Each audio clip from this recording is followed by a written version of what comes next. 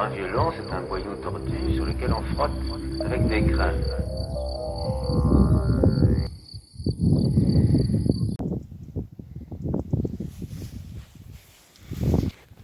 Les autres choses qui se passent quand on fait les baissières, c'est que les chats deviennent tout dingues. Et c'est pas que cette chatte, en fait, d'expérience, et ont déménagé pour refaire les baissières ailleurs, et ont changé de chat sur le chemin. Ces chats-là n'ont jamais vu de baissière encore. Et même réaction, on pensait que l'autre chat à l'autre maison, il était juste dingo. Mais en fait, voilà, encore un autre. Il faut que ça rentre dedans. Et après, en marchant, il y a des petites boules de terre qui tombent. Et il ne peut pas s'en empêcher. Et là, il se met à deux. C'est pénible pour les plantations, par contre. Parce qu'il commence à jouer sur des bulles de terre. Donc c'est une idée de les couvrir dans un premier temps. Sinon, il déloge des oignons et de l'ail. Et d'autres trucs qu'on a plantés sous la butte.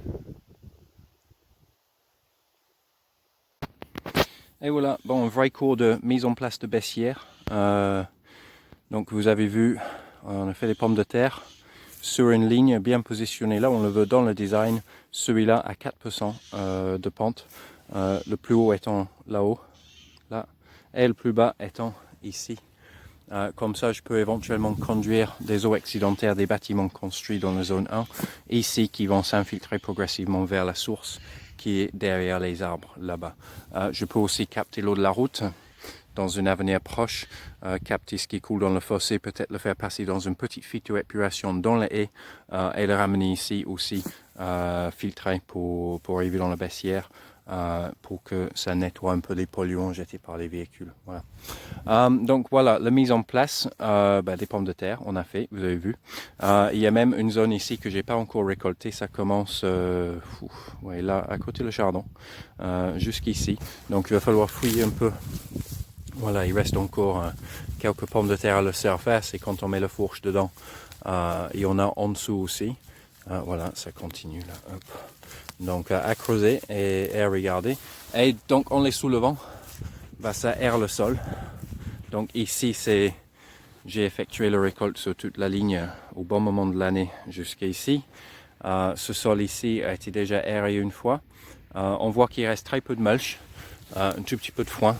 Et les herbes commencent à s'installer.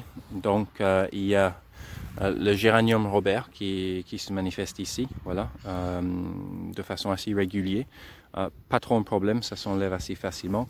Les petits tapis de stellaire, ok, hop, ça aussi, c'est pas trop un souci. Du gratteron, ça, méfiance, parce qu'une fois que ça prend, ça peut devenir problématique. Et quelques petites rumex.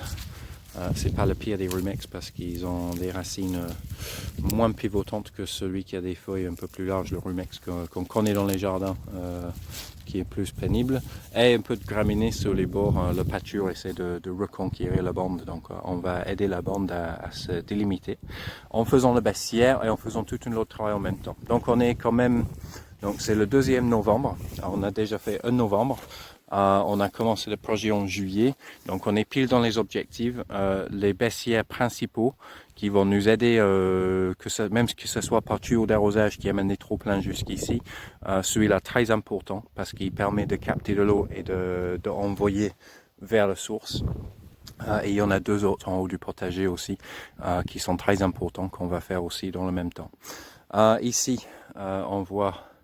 J'ai re-aéré le sol, donc là il y a ma fourche pour marquer où j'ai arrêté de travailler. Ici à la limite il y a juste un petit peu beaucoup de gratteron, mais encore voilà, ça s'enlève assez facilement et c'est maintenant qu'il faut l'enlever. Et vu le temps qu'il fait, dans le chemin en fait. Dans le chemin, ça va passer dans la tondeuse la prochaine fois, ça reviendra sur la planche.